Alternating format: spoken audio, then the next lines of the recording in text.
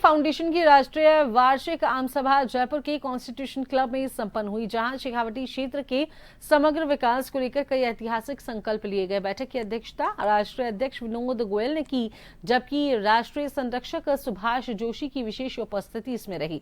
सभा में शेखावटी क्षेत्र में एयर कनेक्टिविटी को सबसे बड़ा एजेंडा बताया गया है। सीकर और झुंझुनू में एयरपोर्ट स्थापना की मांग को लेकर आंदोलन चलाने का सर्वसम्मति से निर्णय लिया गया है।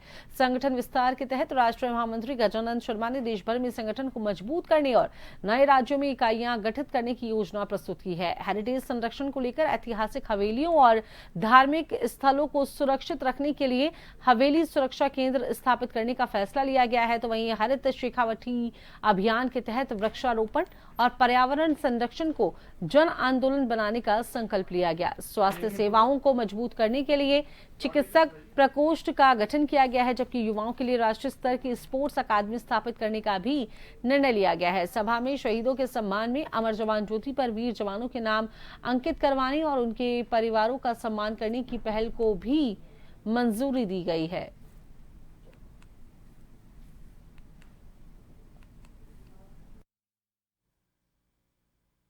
जो हमने अब तक जितने कार्यक्रम किए हैं उसके बारे में हमने विस्तृत चर्चा करी और शेखावटी फाउंडेशन जो आगे 3 महीने में जितने भी कार्यक्रम करेगा उसकी एक रूपरेखा हमने यहाँ सब बैठ करके तय की, जिसमें हम एक जल्दी ही कार्यशाला का आयोजन करेंगे।